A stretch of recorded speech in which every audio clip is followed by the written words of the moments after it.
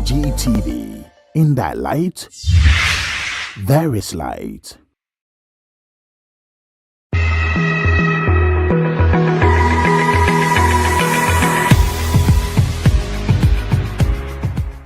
The peace of the Lord be with you. Hejole ahanye. Shalom Aleichem. The peace of God be with you. Erade asumdua ode dom ne ma enenkan.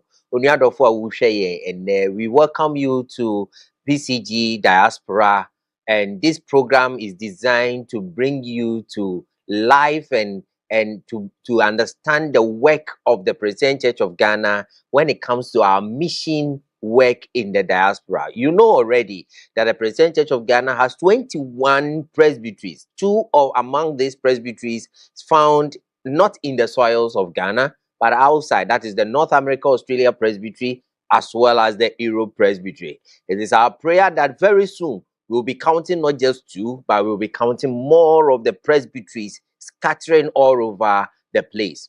In the book of Acts, the Bible tells us that as the Christians were getting scattered along and running away from the persecution when Stephen was persecuted and killed, the people scattered around, and as they go, they spread the gospel. Wherever the Christian steps, he spreads the gospel. And that has been the hallmark of the Present Church of Ghana, that wherever a Presbyterian steps, the gospel is taken to that point, and the church is formed, nurturing continues, and the Lord's hand becomes mighty. Today, I have with me Mrs. Joyce Aduyobo, who is going to give us things that are happening in the diaspora, especially in the Europe Presbytery. After this break, we are going to talk to her, dive into her life in the diaspora, how the church is also working over there. We will be getting it from her. Stick and stay with us. We'll be right back.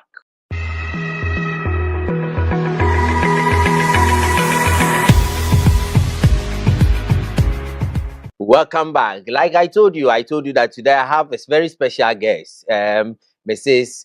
Joyce Aduyobo. Mama, you're welcome. Thank you. Welcome Thank you, to PCG Diaspora. Thank you. On PCG TV. And we are glad having you here.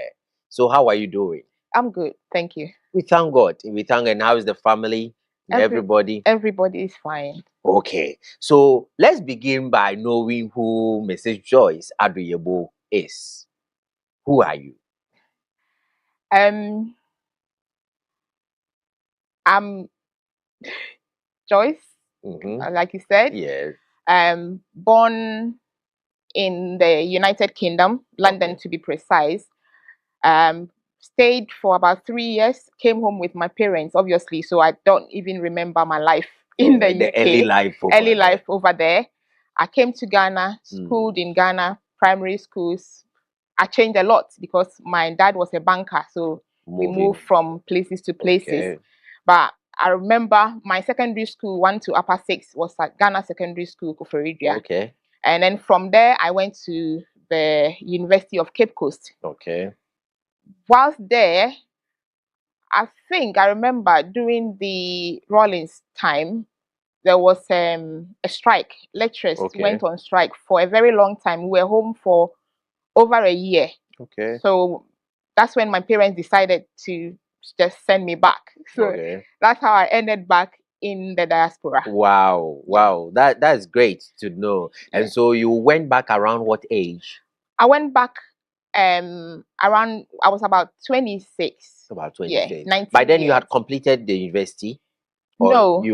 So you didn't complete? I didn't complete the university. Okay. Then you were went taken there. back. Yeah, okay. I continued there. Oh, I see. Yeah. And so what do you do presently in UK? I'm a payroll and pensions manager. So where precisely in UK are you now? I'm in London. You are still in London? Well, I live in Kent. Okay, Kent. But yeah, payroll and pensions manager at the University of London, Bebe College in London. Okay, that's fine. And you are a Presbyterian? Yes. At what point did you join the church? That's a good question. So I went in 1996, like I said. Yeah. From Ghana, I was I I went to Ascension in Koforidua. Okay. And then I Koforidua moved Ascension. to Trinity in Adreso. Okay. I was a YPG member. Mm. Back on campus, I was part of the News G. Okay. But when I went to the UK, I couldn't see any Presbyterian church there. So, like most people do, I joined the charismatic church there. But whilst there, when I went to uni there, I met a friend who was a Presbyterian. Actually, her father was a minister. Okay. So, that she was going to the Presby church. It was happening, I think, once every month. It wasn't very.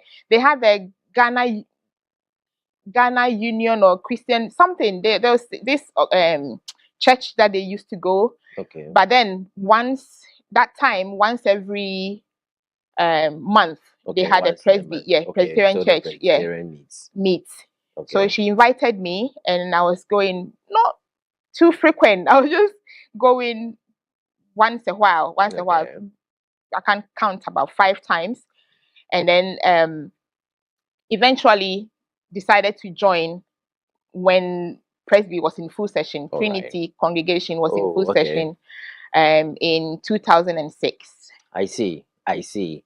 And so from then you've been part of the church. I have been. Okay. And what have you been doing in the church? What roles have you been playing? I believe since the church beginning over there and how the church is strengthening over there, you were with them, you would have played very significant roles in leadership and so share with us what have you been doing in the church?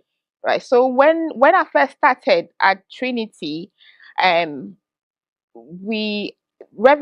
very Reverend Sam Prempe was in charge there. Yes. Okay. When Papa Sam Prempe was there. Okay, so I see. I went to see him. We had a Bible study kind of thing. So I just told him I'm interested in being the Bible study teacher. Okay. So I joined as the Bible study teacher, and then later YAF was introduced. Yeah. So I was part of the pioneers YAF in there. Obviously moved on when I turned 40 to join the Women's Fellowship.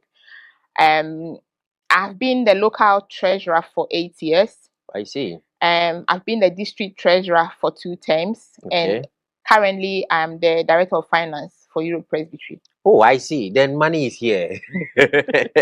All right. So, how do you see the mission activity of the Presbyterian Church when it comes to the Europe Presbytery? How do you see it? Are we on course? Are we reaching people? How do you see it? I would say it's very difficult to say. Evangelism is not as it's supposed to be, because we do have our own challenges. But at the moment, how I see we adding our numbers is people hearing about us. It's the same Presbyterians there who has lost their way, in quotes, and finding out and then coming to join the church. We are trying lately to get out there and evangelize, but you know that the diaspora life way of evangelism is very challenging. There are people who even witness to nurses who witness to patients at work, and they get sacked for even telling them introducing their faith to them. So it's we are very cautious, I would say. But mission work, yes, we try to do once a while, do mission work, evangelize, going out there. I'm in South London district, and for a long time, what we tend to do is when it's like Emmaus Day, we print out tracts and we pick up a congregation or a preaching point that is not too popular to go and have it there, and then we distribute the tracts and tell them people about it. Just to register your presence. Yeah. Yeah. So we'll be coming back to it and then look at some of the activities you do in church. But we'll go for a short commercial break, and when we come back, we'll be following through. Just as Mama Joy said, it's not just as we do evangelism here. sort of trying to register your presence, getting the people on board, and see how God will be using the people that have been touched to reach the others. And this is mission of the Presbyterian Church of Ghana. We'll be right back after this break.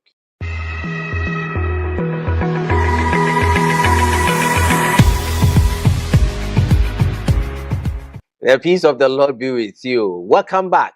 We are still on Pcg Diaspora, and today on our set we have the Director for Finance of the Europe Presbytery, Mrs. Joyce Aduyobo, who is sharing with us some key things about ministry and mission work in the diaspora. So we were talking about mission work over there, and you were explaining the fact that it's more of registering your presence, and the people, the Presbyterians who seems to have lost their way, finding the church and say, oh, we were Presbyterians and now we are back. So let me ask, how is the church positioning itself so that it becomes so attractive to people who hitherto has never been Presbyterians? Okay, so this is where the Global Presbyterian Worship Center comes in. Good. So we now, not too long, under the leadership of Reverend Professor Abamfu Oforietiemu, the immediate past chairperson, introduced this Global Presbyterian Worship Center. It has its own challenges from the traditional PCG, but I will not go into that. So because people, the moment you mention Presbyterian Church of Ghana, the moment you hear people hear Ghana, it's just like for Ghanaians. For Ghanaians, yes. So and for even Ghanaians who are Presbyterians. So it makes it very difficult for us to even go out there and win souls who are non-Ghanaians. But with the introduction of the Global Presbyterian Worship Center, which I happen to worship with the Kent branch. Okay.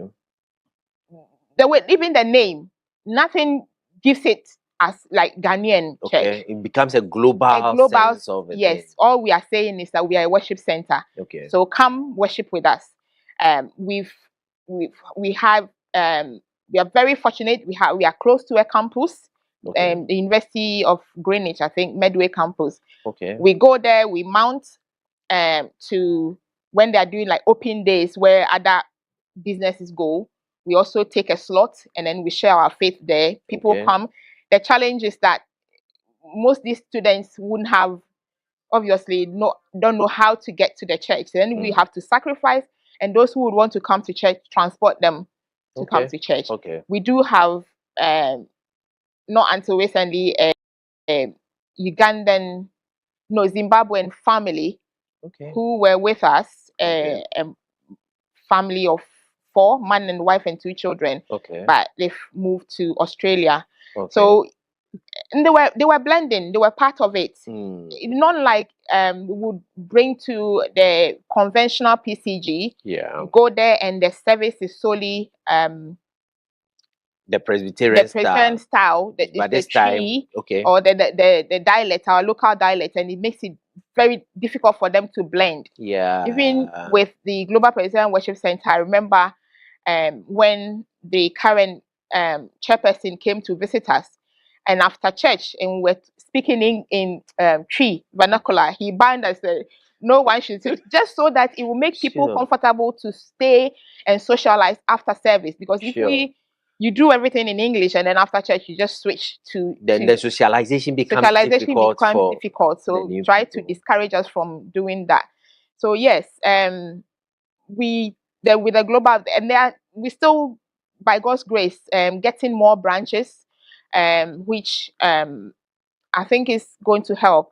Okay, so let's look at the Global Presbyterian Worship Center. Just as you are part of one, you have been part of the traditional Presbyterian Church of Ghana, Presbyterian Church of Ghana in there, and you are with the Global Presbyterian Worship Center. What are some of the key differences, apart from the language, in the style of worship? What are some of the things that you may find in the Global Presbyterian Church and you may not find in the Presbyterian Church of Ghana, and then vice versa? What are some of the key differences that you may witness? Right. So we try not to go too much the order of service, not to go too much the what should I say, the traditional one, where we do the beatitude and all those things. We don't, we leave it, but we do worship, we do praises, we don't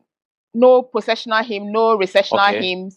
And we do sing hymns. We sing at least 2 hymns.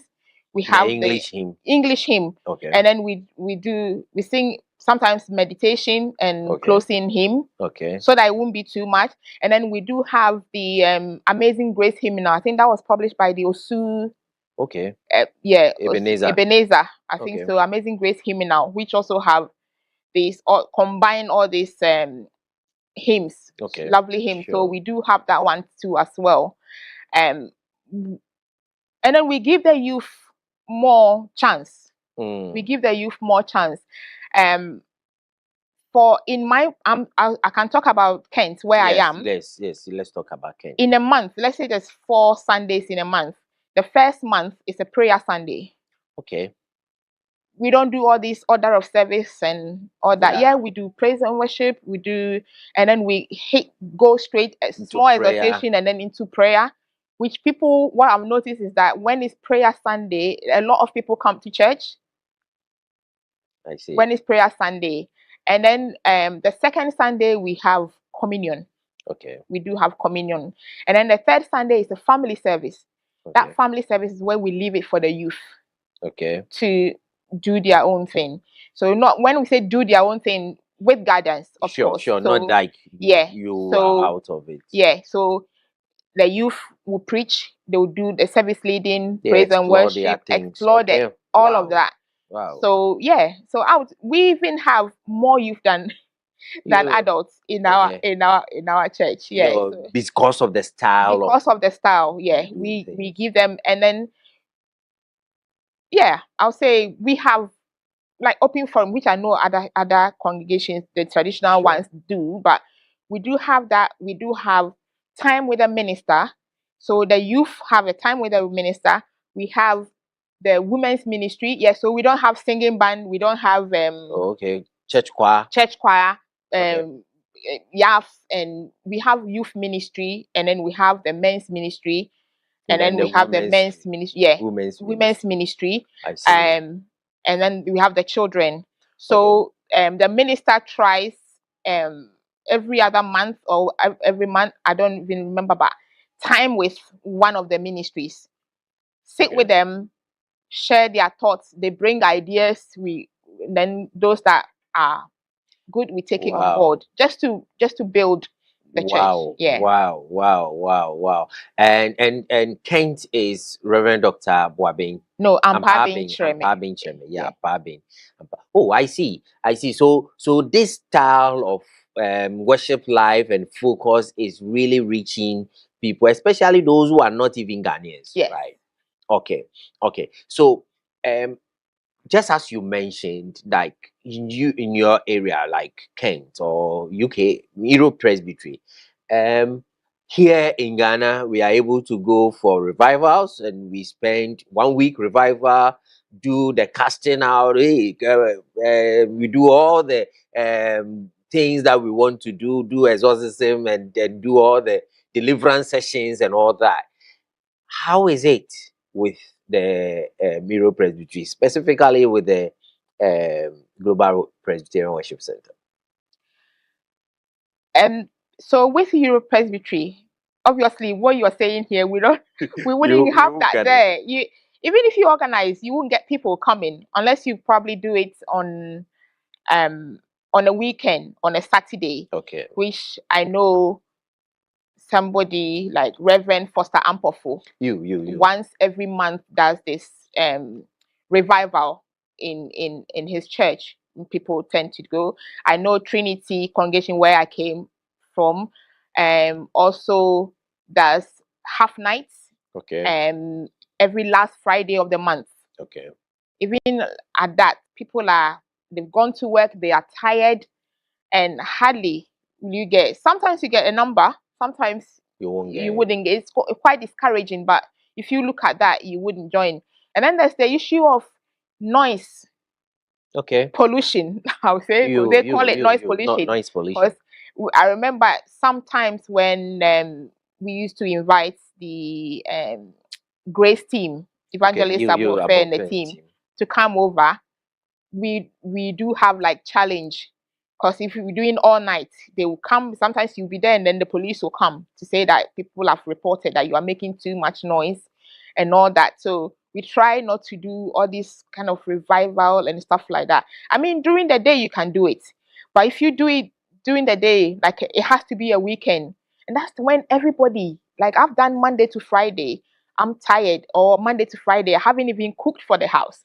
That is when you want to also spend time in the house. Spend time in the house and do some shopping and do some cooking and stuff like that. So you call for a meeting 10 o'clock. By the time you realize people are not coming, they'll come in and come in late.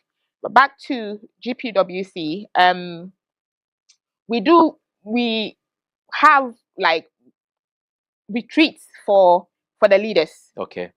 Every quarter or every So in the GPWC we will have men's ministry leadership, youth ministry leaders, women's ministry leaders. That is how and we have the prayer, the intercessors. The intercessors they are also we have the intercessors also join us when we have the leadership retreat. We have the music and the media. So when we have a retreat like that, the leadership meeting, they all be part of it. That is different from the whole the church one that we go and have it. Okay, we will continue and still dive more into this ministry, and so we'll be looking at how the lay people are also helping in the ministry over there when we come back from this break. Beloved, if you just joined us, we are with Mrs. Joyce Aduyobo, who happens to be working in the Europe Presbytery, and she's now serving as the Director of Finance for the Presbytery. And we are glad to have her to digest into the mission activities in the Presbytery. Specifically today, she's taking us deeper into the GPWC. And I believe you are learning a lot how the dynamism of ministry is working in there. We'll be right back after this break.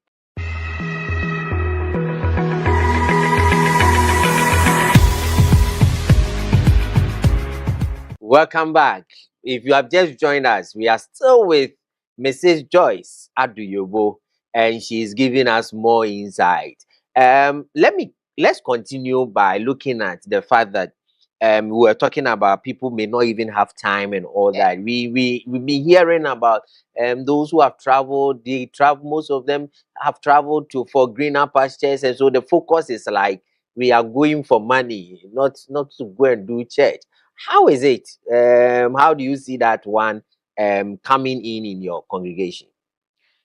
Yeah, so most, well, I wouldn't say most people, some people, even because of immigration issues, or maybe even getting the right job, they go in there, or maybe sometimes for even fear of even speaking out, they go in there, get a job, and then the job demands them to work weekends.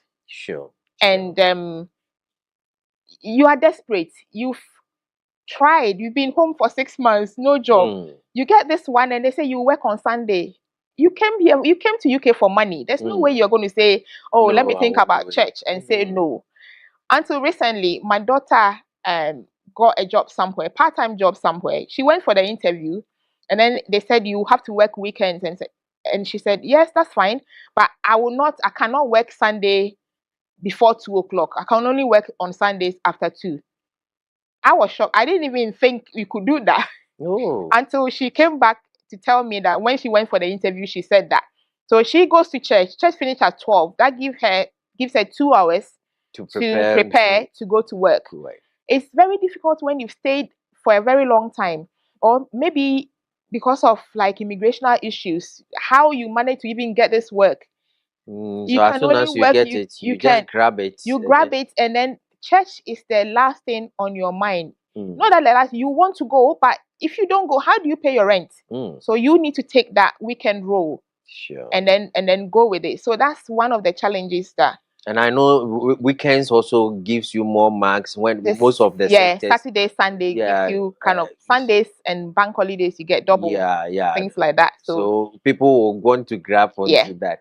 So how here, let me bring you back to Ghana. When we are in church, we get people, we organize you are doing programs, you get the lay people helping the ministers working, some people working on this. So you get people to prepare and do work with.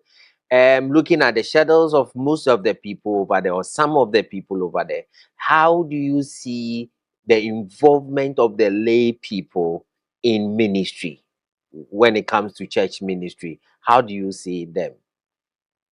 I think we are very much involved. I would say very, very much involved. But it also depends on the agent. If the agent gets the members to participate, or the leadership, the lay people to participate. If you get my minister would throw it out there, this is what we need to do, that and that and that. Or maybe in Trinity, the elders, even not until Reverend Dr. Victor Kwabe came, I didn't even know that, oh, when you finish serving, like as a Fupenyi, you can still be doing things. I thought it's only the current that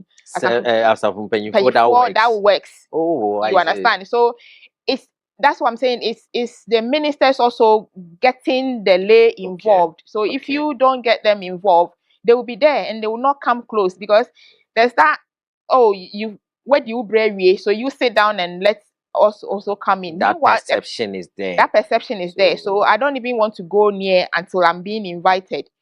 Hardly would you see, once in a while, do we get people like me? Oh yeah, people like me. Oh, come out and then say that I want to do this. But they are very few. So if the minister gets them involved, yes, they can do the work. Oh, I see. I see. So the people are well and they are ready to do it. I believe most of your activities are also, or meetings are done virtually. Thanks to COVID. One good thing that COVID brought, most of the meetings are virtual. But there's also the pros and cons. The disadvantage is that sometimes we're having this meeting, or we're having this evangelism week, or we're having this revival, and it's virtual. We are praying, and I'm in the kitchen and I'm stirring my soup. How much participation? Yes, the concentration will exactly. Not be there. So you see the number. You see the number of people who have joined, but the question is, how many of them really are participating in it? So if it's like ordinary meeting, like session meetings and stuff like that, council meetings and stuff like that, yes, you can. But doing programs and revivals and stuff, participation is I don't think it's all right. So Mama, how is the church also helping people who need to travel, and is the church in a position to help such people, somebody who have just traveled to UK and one way or the other doesn't know his left from right, and is able to connect so that the church is able to help this person to stabilize himself with regards to maybe schooling or even working? Is there any way the church is able to do that?